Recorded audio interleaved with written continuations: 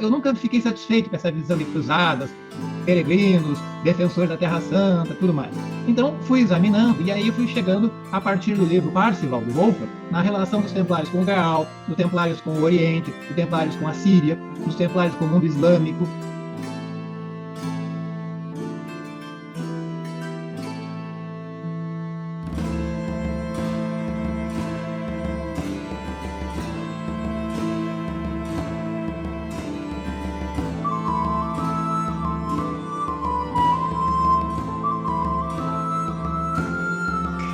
O Alberto traz essa noção que eu acredito ser inédita, de certa forma bastante inédita, de que os templários fossem também não só um grupo espiritual, mas também uma tradição de alguns, pelo menos, neoplatônicos, filósofos, né? E isso é fantástico e conecta com a própria literatura do Grau, e essa conexão que eu gostaria de começar a fazer aqui com vocês. O que eu vou fazer hoje vai ser uma apresentação, eu espero que breve, não coloquei muito material, eu quero só apresentar um pouco do que trata, então, o Parsifal, quem são os principais personagens do Parsifal, porque já que a gente falou tanto do autor e falou tanto do livro, que o livro é importante, a gente dá um gostinho para vocês, mas eu gostaria de estimular que nos últimos capítulos do livro do Alberto tem uma explicação com bastante conteúdo sobre quem é o autor do verdadeiro manuscrito original do Parsifal. Ele traz de forma bem desenvolvida tudo isso que ele só deu um toque aqui, e eu também queria estimular que, se vocês se interessassem, lessem o Parsifal, que é um livro grosso, mas gostoso de ler, de literatura, e muito inspirador. O Parsifal, ele, como o Alberto colocou, ele é um livro que é estudado na Faculdade de Letras, como literatura medieval. Eu mesma tive que ler ele na minha universidade, e ele também está colocado no rol daqueles grandes mitos da alma, mitos da humanidade, que algumas pessoas gostam de criar categorias, né? E aí nós temos até menções a mitos modernos, né? Guerra nas Estrelas, Senhor dos Anéis, mas tudo isso é só baseado em algumas ideias espirituais, e o Parsifal não. O Parsifal, ele é baseado em verdadeiros mestres espirituais, então ele tem um conteúdo psicológico, espiritual e real muito mais profundo, então fica o estímulo para que vocês leiam também. Que é uma das grandes literaturas da humanidade, né, que fala da alma e da jornada espiritual, da jornada psicológica também, mas também de uma jornada real. Então, o tema do Parsifal, ele vai ser, de certa forma, o tema dos Templários no século XII. Ele é um retrato, ele é a literatura que traz para o mundo e proclama para o mundo como se fossem os Templários dizendo quem somos e a que viemos. Então, o Parsifal, ele vai ser aquele herói que restaura o reino. Então, a ideia é dessa restauração de um reino que está estéril, de um reino que está pobre, de um reino que está perdido, de um reino que está doente. E o que a gente tem espiritualmente na Europa do século XII é um reino doente, dominado pela igreja, sem literatura, sem cultura, com perseguição aos cátaros, e a tradição espiritual sendo afogada, perdida. E aí o Parsifal vai retomar na figura desse herói, desse jovem herói, que é inocente, que é puro, e que faz uma jornada espiritual, ele vai retomar essa ideia da restauração desse reino que precisa ser salvo. E ele vai justamente fazer essa restauração do reino trazendo elementos da tradição cristã celta, gnóstica, e da tradição gnóstica ismaelita, sufismo, islâmica, lá da Síria, lá do Iraque, passando pelo Egito. Então, é como se dentro da literatura tivesse um retrato de quem são esses templários. Ele é o exemplo vivo, como um personagem literário, de quem são os templários. E aí, o livro traz ensinamentos espirituais que nos inspiram, mas ele também dá alguns detalhes, e é isso que é interessante, que ele vai soltando algumas informações. Então, eu vou compartilhar com vocês, são só algumas imagens, e eu vou só tocar nos principais personagens, eu não vou contar a história toda para vocês e nem vou dar o spoiler do final do livro, tá bom? Então, o Parsifal, essa capa aqui, que é a capa que a editora Totti aqui no Brasil publicou, é, na verdade, a capa de uma das publicações do século XIV, em alemão, do livro do Wolfram, né? Porque ele foi ficando famoso e foi sendo republicado, e essa é uma das capas medievais dele mesmo. O Parsifal, ele vai tratar, então, dessa restauração do herói, do reino, e do tema do rei pescador, do rei ferido, da terra que está estéril. Eu vou entrar um pouquinho nisso só um pouquinho mais para frente. Aqui é uma imagem facsimile do original do Wolfram. Então, vocês podem ver que em português, quando a gente vai ler, o texto ele está em prosa, é um texto corrido, é um pouco mais fácil de ler. Mas o original do texto, ele é em verso, ele é um poema gigantesco em alemão. Por quê? Porque o Wolfram, ele é um trovador da Escola dos Mestres Cantores da Alemanha, e ele também vem dessa tradição dos trovadores do Languedoc, do sul da França, que está muito relacionada aos cátaros. E essa questão da literatura, da arte, da música, trazer uma tradição espiritual, que através da arte, através do mito e através da música, né, fala com os símbolos da alma e não fala só o racional, passa dos níveis racionais, isso é uma ideia neoplatônica. O neoplatonismo trabalha com 3 vias em direção ao em direção à iluminação, e uma das vias é a via do artista, é a via da arte, daquele que contempla o belo e que, a partir da busca do belo e da beleza, a partir da arte, da inspiração e da intuição, ele vai se aproximando à verdadeira sabedoria. Então, é muito sintomático, num bom sentido, que esses templários neoplatônicos em Toledo estivessem produzindo arte através de um trovador.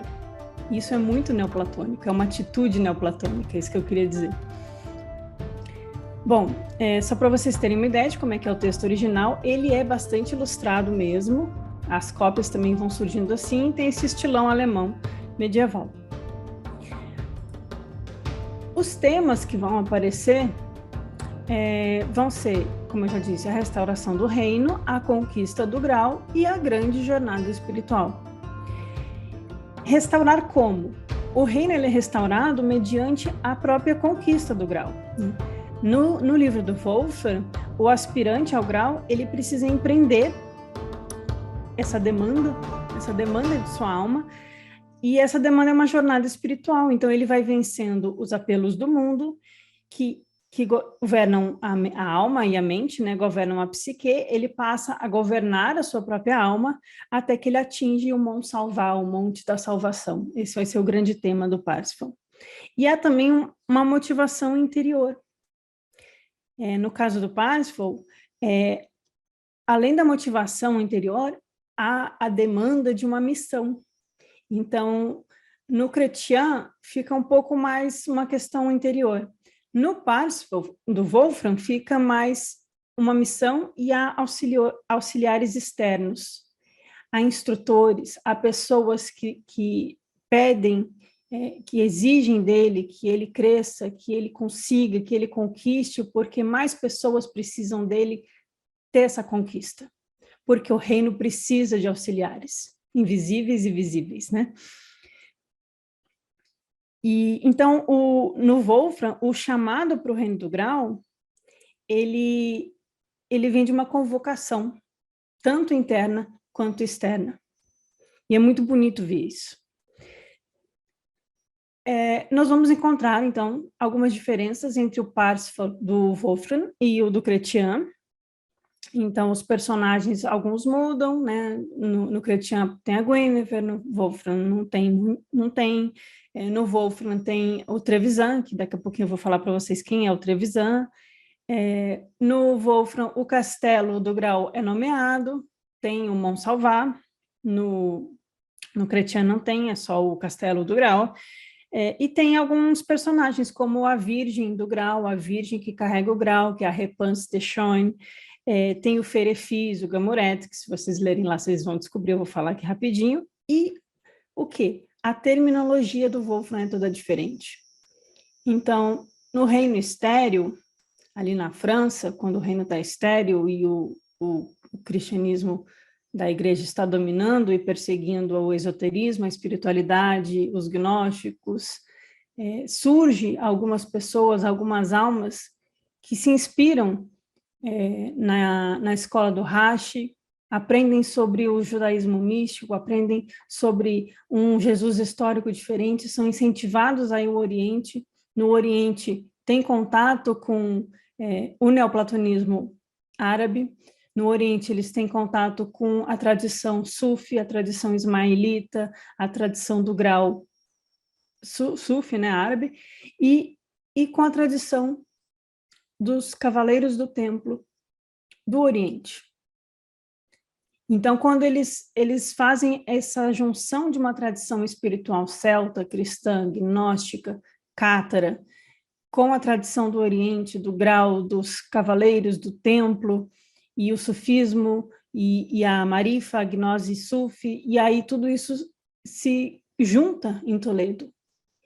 Então, eles mostram, o Wolfram, ele usa uma terminologia no texto dele muito diferente da do Chrétien. Ele usa termos e nomes específicos que vêm do céltico, e ele usa palavras árabes, e ele faz menções à Arábia, e ele faz isso de forma elogiosa. Então, a gente está num período das cruzadas, de um momento de guerra, mais um momento de guerra da humanidade, onde os povos são instigados e incentivados a se odiarem mutuamente, e nós temos um grande trovador alemão sendo apoiado por templários, fazendo com que as pessoas se respeitem mutuamente, bebam de uma sabedoria em comum, se unam em direção a uma outra guerra, a guerra interior, a guerra contra as sombras, a guerra contra as trevas, a jornada de um herói que precisa restaurar esse reino que está morrendo, que está em sofrimento, que está pobre de ensinamento espiritual. Então, isso vai ser o Wolfram, a gente vai perceber esses elementos nele. Outro detalhe, no Wolfram, a corte do grau, ela é mais importante do que a corte do rei Arthur. Em alguns livros de outras literaturas, a corte do rei Arthur vai ser identificada com a corte do grau. No Wolfram, a corte do rei Arthur é como se fosse mistérios menores, é como se fosse uma escola preparatória para os iniciantes, é como se fosse os primeiros passos numa jornada espiritual que te dá acesso à verdadeira escola, à verdadeira corte, ao verdadeiro reino do rei da luz, do rei do grau. Então, no Wolfram fica essa ideia de um rei Arthur como alguém que tem a tábua redonda, mas que prepara para a verdadeira corte espiritual do grau. No Wolfram, o grau ele é anterior ao batismo. Então, em algumas literaturas que puxam mais para o cristianismo, o grau vai ser a taça que recolhe o sangue de Jesus. Mas no Wolfram a gente vai perceber que essa taça, na verdade, ela passa por Jesus. E Jesus é um dos mantenedores, um dos reis dessa tradição, que recebe essa taça, mas ele não é o originador dessa taça. Então, no Wolfram é dito, literariamente, que a taça é anterior ao tempo do batismo. E é interessante que em todo o texto do Parsifal, do Wolfram, ele ignora a igreja como instituição. Ele simplesmente não menciona, não dá importância e vai falar dos árabes. O que é bastante ousado para aquela época, né? Então, existem essas pontes com o Oriente. Uma das pontes que a gente vai perceber bastante forte, literariamente, é que no final a gente descobre que o Parsifal tem um irmão. Vou ter que contar o spoiler. E é um irmão mesclado, né? Ele é descrito como alguém que tem a pele manchada, negra e branca, porque ele é filho de uma mãe negra e de um pai branco, né? E ele vem do Oriente. Então, o Wolfram claramente está falando na direção de nós percebemos a tradição do grau como uma tradição espiritual que tem origens em toda a região do planeta, em várias regiões, quer dizer, e uma delas é o Oriente, que o Oriente tem que ser valorizado e respeitado e preservado, né? Então, alguns dos personagens que surgem é o Gamuret, a Erzeloide e o Parsifal. Gamuret e Erzeloide são os pais do Parsifal. E, bem brevemente, alguns fatos interessantes que nos ligam à história dos Templários. O Gamuret é dito que ele é da Casa de Anjou. A Casa de Anjou é pertinho da região da Casa de Troyes. Tem Champagne, Troyes e Anjou, é tudo ali no norte da França. É dito que ele era filho de o personagem, tá, gente? O Gamoret era filho do meio de um rei, do rei de Anjou. O pai dele morreu, o irmão mais velho virou rei, mas eles eram bons irmãos. Então, o rei, que é o irmão mais velho, dá ao Gamoret muito dinheiro, muitas posses e muito dinheiro. E o Gamoret falou assim, mas eu só quero viajar. Quem que foi viajar? Os templários foram viajar. Quem que era do norte da França? Os templários originais, fundadores. Então, o Gamoret, ele vai viajar com o dinheiro de herança, e aí ele vai se despedir da sua mãe, e ela diz no livro algo muito bonito. Ela diz, filho querido, já que é teu desejo dedicar-te de corpo e alma ao serviço das formas mais elevadas de amor, eu abençoo a tua partida. E aí ela fica muito triste. E aí ele parte e é dito no livro que ele nunca mais voltou. Então, quem sabe, alguns templários foram para o Oriente e não voltaram, nem para a França e nem para a Espanha também, mas ficaram lá servindo a Ordem do Templo no Oriente. É dito que esse personagem era possuído pelos mais nobres sentimentos e que ele se orientava pela justiça. Aqui vai surgindo a ideia dos ideais cavaleirescos. E que ele não servia a nenhum rei mundano. Ele não era vassalo de ninguém. Ele era um homem livre que foi buscar as formas mais elevadas de amor no Oriente e era guiado pela justiça. E ele soube que havia um grande monarca, o bendito califa de Bagdá, em Bagdá, chamado Baruch. E ele vai para Bagdá servir ao monarca Baruch. Um livro do século XII, falando que eles foram para Bagdá, valorizando o fato dele ter ido para Bagdá, não para conquistar, mas para aprender. E aí, no livro, ele compara elogiosamente a virtude dos pagãos. Pagãos aqui é para os árabes, que ele está se referindo, né? Os muçulmanos. Ele compara a virtude dos pagãos e diz, a exemplo dos princípios de vida cristã assumidos por nós no batismo, da mesma forma emanam de Bagdá as normas de vida religiosa para os pagãos. Está dizendo, olha, não tem motivo para a gente considerar eles infiéis, que precisam ser conquistados, convertidos e dominados. Eles têm as mesmas normas de vida religiosa, ética, cristã como nós, só que seguindo outra tradição. Então, é bonito que o livro, desde o primeiro capítulo, ele vai inserindo elogios ao Oriente, elogios a tradições do Oriente.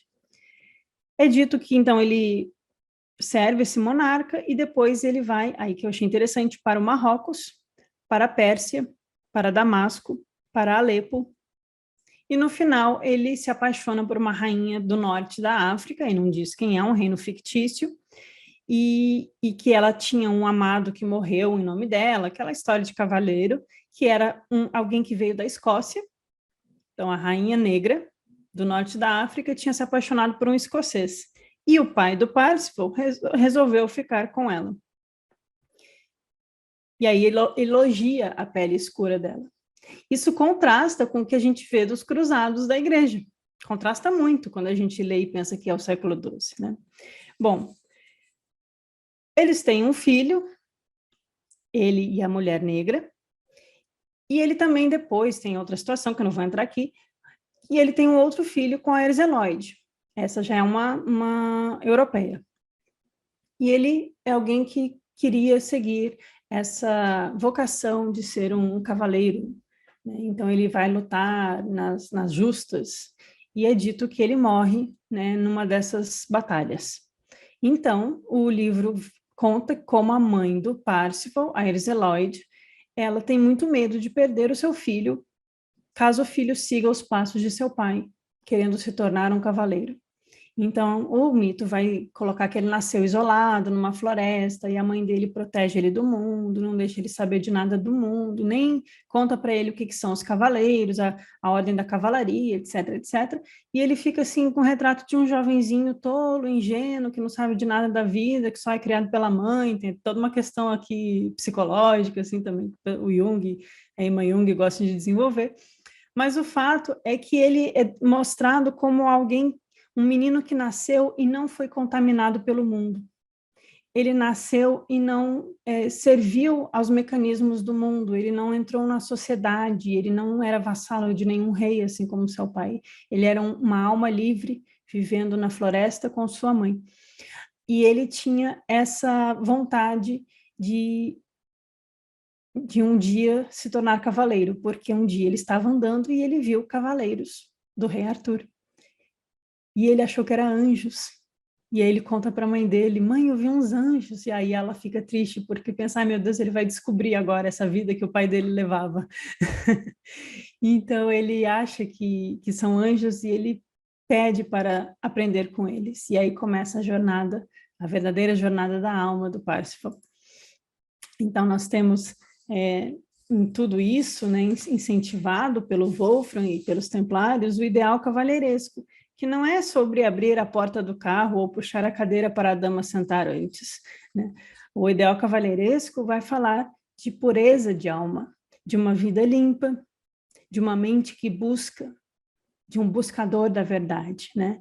O ideal cavalheiresco vai nos falar de um coração valente, de um coração puro, vai falar de afeto fraternal para com todos, e de uma valente defesa contra as injustiças. O cavaleiro é aquele que defende a luz contra as trevas e defende todo mundo que sofre uma injustiça. O cavaleiro suporta, sim, as suas injustiças pessoais, porque ele é um servidor da luz, ele não está servindo ao seu ego, ele não está servindo a si mesmo. E, portanto, ele precisa ter presteza para dar conselho, para receber e dar instrução, e ele deve servir aos ideais de virtude, de dever e de lealdade, e nunca esquecer, ter uma atenção constante aos ideais da cavalaria e de estar sempre em busca do castelo do grau, até que ele encontre o grau e possa ter o seu nome escrito na taça e ser digno da vida eterna e de toda a sabedoria. Então é isso que o Parsifal vai representar, esse buscador desse tipo de ideal. Nós temos a imagem da... sim, e a ideia de que o Parsifal, ele é um estrangeiro desse mundo, né? Ele é simples, mas ele é um estrangeiro. Então, quando ele encontra esses cavaleiros do rei Arthur e pede para segui-los, ele é descrito até de uma forma jocosa, ele é associado aos galeses, por causa de questões regionais ali da época, né? Que os galeses são os caipiras, entre aspas, da Inglaterra. Coitados, né? Preconceito. Mas ele é descrito como alguém desajeitado, que não sabe se vestir, que nunca segurou uma espada direito, ele andava com uma lança, né? Ele caçava para se alimentar, tem toda uma história, né? Então ele é assim desajeitadinho. E aí ele decide, a mãe dele vê que não tem jeito, e ele vai até a corte do rei Arthur, e quando ele chega lá, os cavaleiros estão todos tristes, o rei Arthur está triste, está todo mundo pensando, o que eu vou fazer? Porque há um cavaleiro negro que chegou lá e que ninguém consegue vencê-lo. É um problema. E aí surge esse jovenzinho com vestimentas inadequadas, sem saber como falar com as pessoas, um estrangeiro desse mundo puro, tolo. A gente vai lembrar um pouco das cartas do tarô, às vezes tem a carta do tolo, tem a torre, tem várias coisas aqui. Mas, enfim, e aí ele vai lá e luta contra o Cavaleiro Negro e vence, assim, num piscar de olhos, assim, ele nunca foi pajem, nunca aprendeu ajustes. Então, tudo isso chama atenção. E aí entra um pouco do tema da alquimia na literatura do Wolfram Fanchenbach, porque o Parsifal, ao vencer o Cavaleiro Negro, ele vai ganhar a sua primeira armadura. Ele vai vestir a armadura do Cavaleiro Negro, que é a primeira etapa no processo de alquimia espiritual, que é a Nigredo, né? Então, logo depois, aí o livro vocês vão ler, né? Acontecem muitas coisas, o Arthur recebe ele, todo mundo fica assim, como que esse jovem, esse menino puro, sem treinamento, que não é membro da nossa ordem, né? Que não está no rol dos inscritos, ele chega aqui e mostra para a gente como vencer o Cavaleiro Negro, então ele é acolhido na corte do rei Arthur. Enfim, ele acaba depois lutando contra o Cavaleiro Vermelho, e aí também tem, na alquimia, tem a Rubedo, na verdade é a última, né? E no meio tem a Albedo. Então a gente tem o negro, o branco e o vermelho, que são as 3 etapas da transmutação alquímica. E a alquimia é uma tradição muito forte no Oriente, por isso que eu estou enfatizando também. Então, aqui a gente tem a tradição do grau mesclada com a tradição da alquimia. E na lenda, o Parsifal ele vai se apaixonar por uma dama que se chama Blanche Fleur, a Branca Flor. Então, ele, com a armadura do Cavaleiro Negro, ele vai atrás da Dama Branca. E aí tem o Cavaleiro Vermelho, ele vence também, tem toda uma história. Então, é legal a gente ver essas conexões que o Wolfram vai fazendo para perceber que não é só um livrinho de literatura mesmo, que tem algumas coisas por detrás.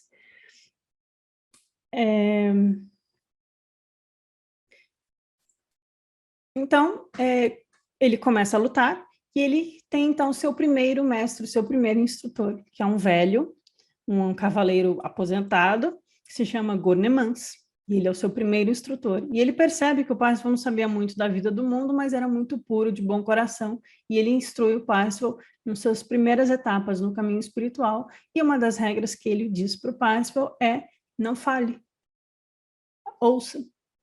Igual os pitagóricos lá, os acusticóides, tinham que aprender a ouvir antes de aprender a ensinar, né? Então, ele fala, não fala nada, aprenda, né? Aprenda a ser alguém que escuta e absorva o ensinamento. Só que o Parsifal levou isso muito a sério e essa orientação dele de não falar depois coloca ele em apuros. Mas o Gurnemans, ele representa esse instrutor que abre as portas para o aspirante, né?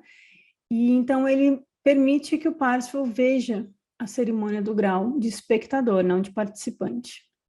E aí que a gente tem a primeira aparição do grau no livro.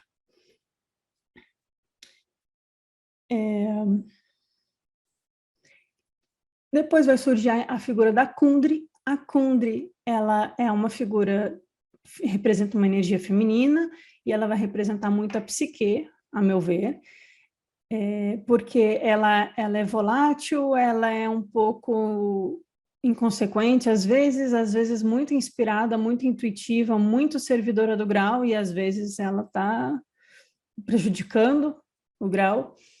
E ela é interessante porque ela tem um amor pelo rei, o rei ferido, o rei do grau, na época do Parsifal, e ela tenta tratá-lo. Ela é como uma sacerdotisa que tenta ajudar e curar ele. Então, nenhum remédio estava funcionando, ele estava ferido, e ela vai até onde buscar um bálsamo para curar o rei, lá nas Arábias.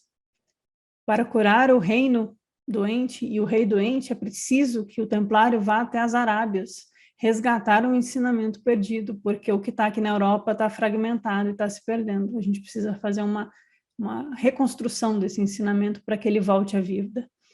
Ela é descrita como alguém que tem asas e que viaja pelo céu, e que quando ela está desperta, ela é uma serva do grau, mas quando ela está em um sono hipnótico, ela serve Klingsor, que é um cavaleiro das trevas. Então, ela vai representar a alma que, junto com o Parsifal, vai auxiliando ele na jornada. Ela é como uma companheira, uma amiga para ele ao longo do livro.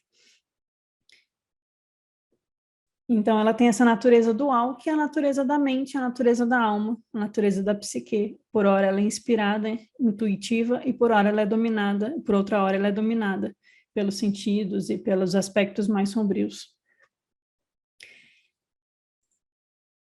Então, temos a figura do Klingsor, que vai representar alguém que se iniciou na tradição do grau, mas caiu. Então, ele é alguém que conhece o grau, sabe que existe o castelo, sabe quem são os membros do castelo, mas ele é egoísta. Ele é alguém que caiu no caminho, é um servidor das forças sombrias. E ele foi rejeitado pelo Titurel, o grande rei do grau, que é o outro livro do Wolfram, o Titurel. Ele rejeita o Klingsor na hora de iniciar ele nos mistérios do grau. Então, isso fere o ego do Klingsor e ele vira um inimigo do grau. E aí ele que vai ferir o rei ferido. Ele que fere o rei do grau. Então, é como se fosse alguém que se esperava muito, que nem um personagem que tinha, né, um potencial, mas que ele cai nas suas tentações. E ele é descrito como alguém que castrou a si mesmo. E aí ele vai ter um papel na vida do Parsifal de tentar ele, de dar as tentações, por isso as donzelas aqui nessa imagem, ele vai tentar, porque o Parsifal ele faz um voto de castidade, porque os cavaleiros têm votos de castidade no livro, e aí o Klingsor tenta acabar com isso, ele tenta fazer o Parsifal cair nas tentações egoístas, né? E ele vive numa torre que se chama o Castelo da Perdição. E ele tem poderes psíquicos sobre a Kundry, sobre a psique. Ele consegue hipnotizar ela e fazer ela servir ao mal, como uma mente dominada por forças astrais, que não tem sabedoria. Então, é assim que ele vai ser apresentado.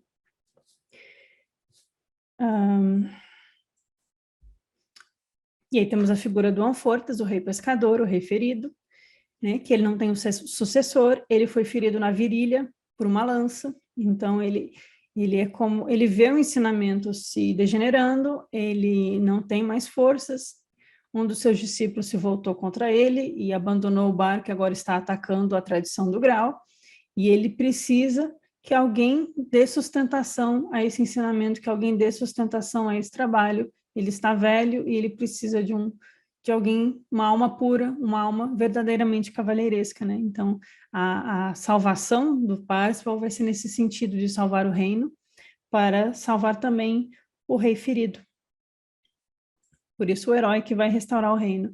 Então, o Parsifal vê o rei ferido, ele participa da cerimônia do grau, e aí a cerimônia tem muitos elementos da tradição celta, tem as damas que mantêm o fogo aceso, lá num texto galês chamado Mabinogion, que é do século VIII, lá do país de Gales, vai ser um dos primeiros textos que vão falar da tradição arturiana, do caldeirão, do grau, vai falar de 7 damas, que são como anjos que mantêm acesa uma chama, que mantém o caldeirão sempre borbulhante. Então, a gente vê na descrição da cerimônia do grau no Parsifal alguns elementos que parecem puxar um pouco para o céltico, mas, por outro lado, a gente descobre que o grau é uma pedra que caiu da testa de um anjo, que é um elemento muito árabe, né? Muito oriental, na verdade, muito islâmico. E aí o Gurnemaz, esse primeiro mestre do Parsifal, permite que ele testemunhe, né, como eu contei, a procissão, mas como ele aprendeu que ele não pode fazer nada e ficar calado, ele fecha o coração dele quando ele vê o rei sofrendo, e ele não permite que a intuição desperte nele e fala, vai lá, porque é aquela ideia de bater na porta, que a porta será aberta, né? Ele precisa bater, ninguém pode abrir para ele e dizer o que esperam dele. Ele precisa tomar consciência de que em etapa do caminho ele está e que compromissos ele precisa assumir. E ele precisa se voluntariar, ele precisa se oferecer a serviço. Ele não pode ficar esperando que alguém chame ele. Então, ele vê o rei sofrendo, ele vê o grau e ele não pergunta a pergunta que ia salvar o reino, que é o quê? Se colocar à disposição de auxiliar esse rei ferido. Porque a pergunta é, a quem o grau serve? E aí, a quem o grau serve daria uma grande resposta. E aí, talvez a gente até descobrisse, se houvesse uma resposta no livro, que alguém dissesse, o grau não serve ao Papa, ele serve a outra tradição, né? Mas, principalmente, serve ao Logos, a algo que é interior de todos nós, e a essa grande comunidade de filhos da luz, que está precisando de mais membros, e você está aí assistindo tudo, e não se ofereceu, e acabou a cerimônia. E aí acontece o quê? Quando ele acaba a cerimônia, ele acorda, e no dia seguinte o castelo sumiu, o rei sumiu, o grau sumiu, todo mundo sumiu. O que mostra que o castelo do grau não é um local físico, ele teve uma experiência do templo imaginal que o Henri Corbin fala, né?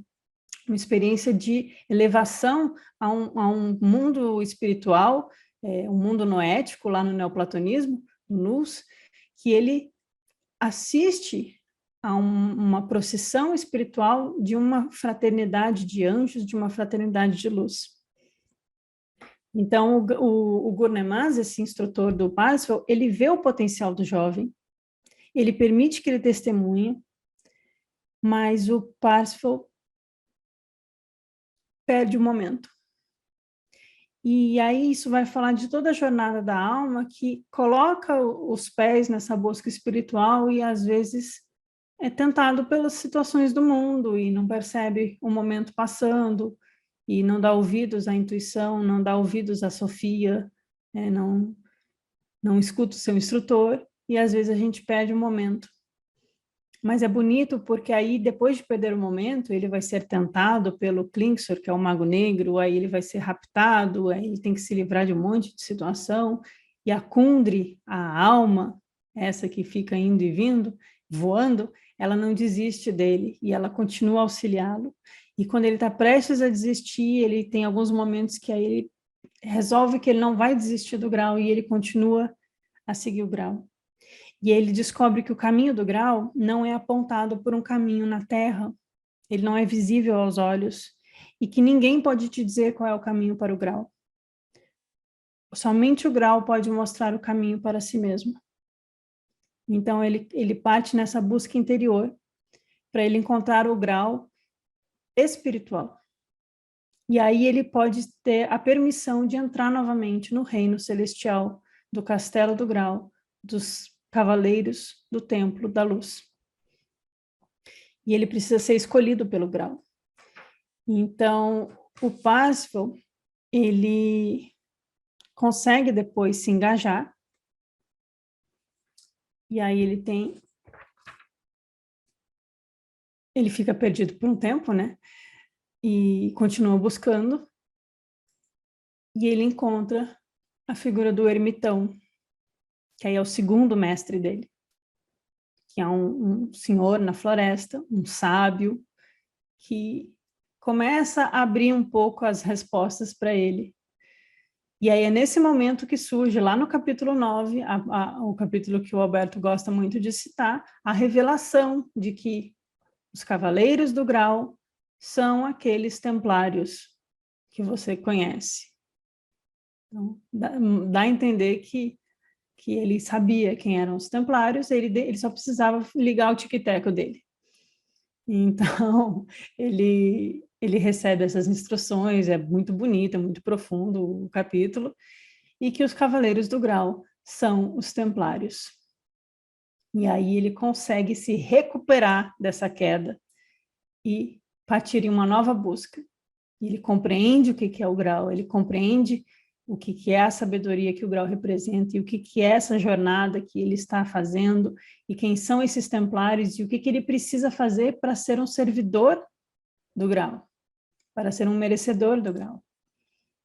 E aí uma passagem do livro do Alberto, né? Mais uma vez é afirmado que junto ao castelo do grau vivem os templários. Eles são um valente grupo de almas e formam uma fraternidade, o que é o outro nome para a ordem dos templários.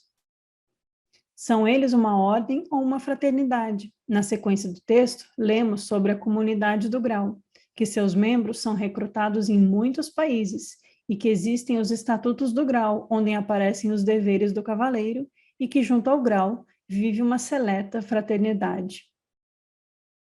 E aí ele entende, e ele, não vou contar o final, tem um pouco mais depois disso, mas é bonito.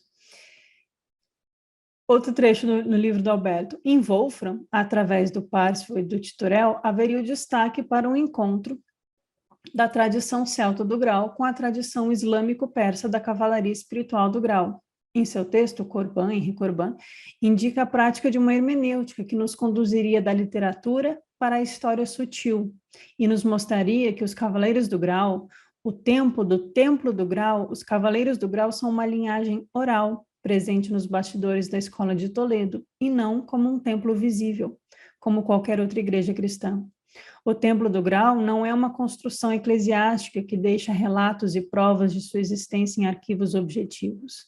É preciso uma aproximação à história sutil, é preciso vencer aquelas dificuldades impostas à alma, é preciso buscar e vencer as tentações que o Klingsor nos apresenta, os egoísmos da vida e os desejos, e perceber que a arte cavalheiresca é esse serviço à luz, serviço à justiça, serviço ao bem, através da compaixão a todos os seres e a percepção de que o grau, ele é uma tradição que está em diversas regiões e ela é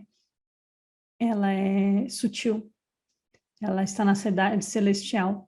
E por isso, como Alberto disse, os templários eram sim guardiões dos peregrinos espirituais, pois são grandes iniciados que iniciam os neófitos na verdadeira tradição espiritual, que é uma fraternidade da luz, que não trabalha sozinha.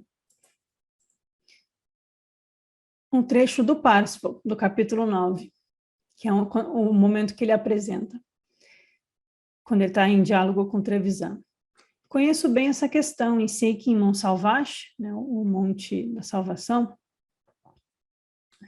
sumiu o negócio aqui, junto ao grau, vivem muitos valorosos cavaleiros que com frequência de lá se ausentam em busca de aventuras. Esses templários consideram o combate um ato de expiação dos seus pecados, ou seja, um combate interior, não é um combate contra um inimigo externo. Ali se concentra uma aguerrida milícia, ou cavalaria, e agora vou revelar-vos de onde provém o sustento. Eles são alimentados por uma pedra, e se dela nunca tivesse notícia, eu vou lá escreverei agora. Ela é chamada Lapis Exilis. Suas virtudes miraculosas permitem que a fênix seja reduzida a cinzas, e delas renasça para uma nova vida. A pedra tem o dom de instilar-lhes um vigor capaz de conservar-lhes o vício da juventude. A pedra é chamada também o grau. Assim, a força do grau provê de alimentos essa fraternidade cavalheiresca. Ou seja, aqueles que encontram o grau e bebem dessa taça estão fazendo um trabalho de alquimia espiritual e também de uma tradição ocidental e oriental. E eles estão bebendo de uma sabedoria e de uma fonte de água viva, como diz Jesus nos Apócrifos, que garante a vida eterna, não ser mais subjugado pelas forças arcônticas, pelas forças sombrias ou pelas forças arimânicas, como alguns chamam também, desse mundo. Então, eles vencem a si mesmos, vencem os seus próprios vícios, e a partir das virtudes do cavaleiro que defende a luz, um paladino de amor e justiça e sabedoria, se torna também ele um guardião do grau.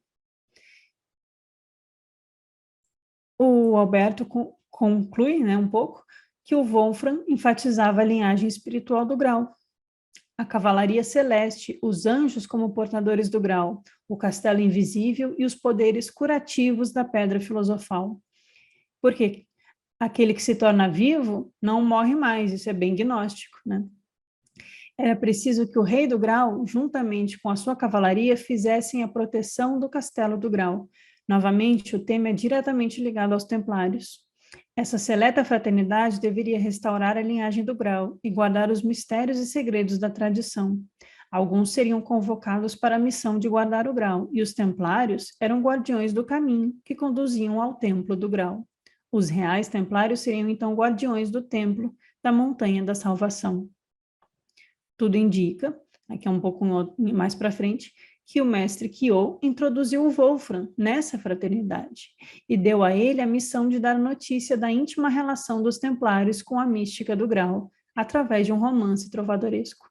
Buscava corrigir o erro de Chrétien de Troyes, que apresentou o grau como um simples jogo literário amoroso, sem mostrar que existia algo real por trás do relato romanceado, a presença de uma linhagem viva do grau, retomando seu fluxo após o período que foi preservado nas terras da Escócia.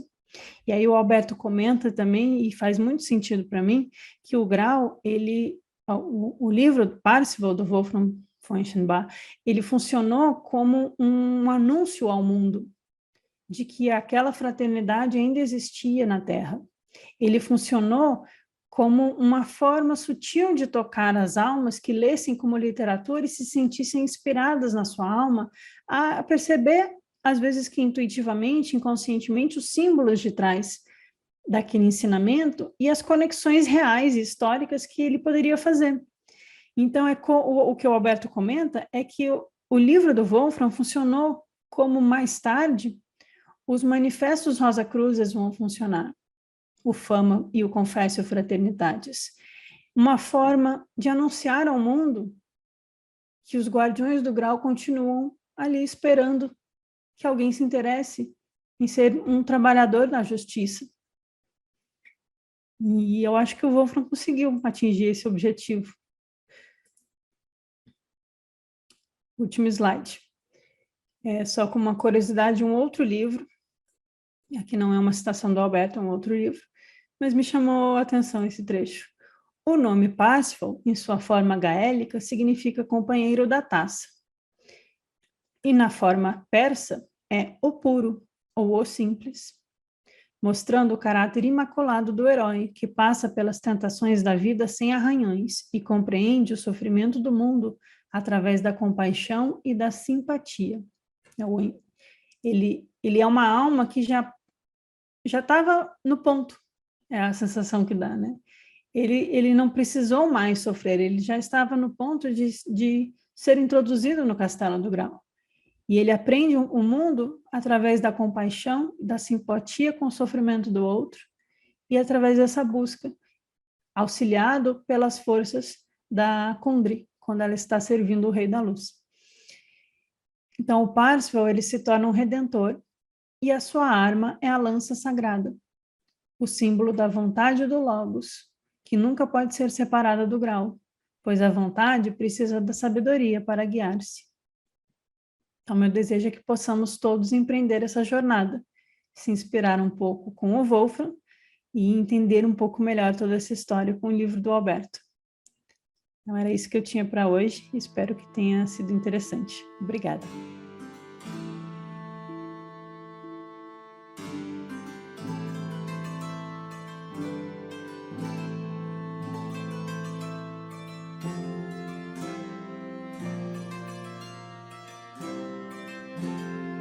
O Graal, ele transcende o mundo cristão. Tem Graal no mundo árabe, tem Graal no Oriente, tem Graal no budismo, tem Graal nos druidas, tem o Graal do Arimateia, que foi para o mundo celta.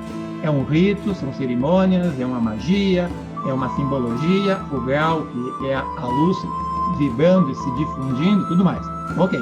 Então, voltando, terminando. O famoso alemão Wolfram von Eschenbach, o autor do famoso Parzival, foi para Toledo e entrou em contato com esse grupo e tornou-se aluno do líder desse grupo dos Templários de Toledo. E ele diz que o que ele escreve no livro é a partir do que esse tutor ensinou a ele e pediu que ele escrevesse com uma aparência de literatura. Parece que é literatura, mas por dentro daquela literatura revelando algo mais. Então o livro vai indo, quando chega no capítulo 9, Wolfram entrega, no bom sentido.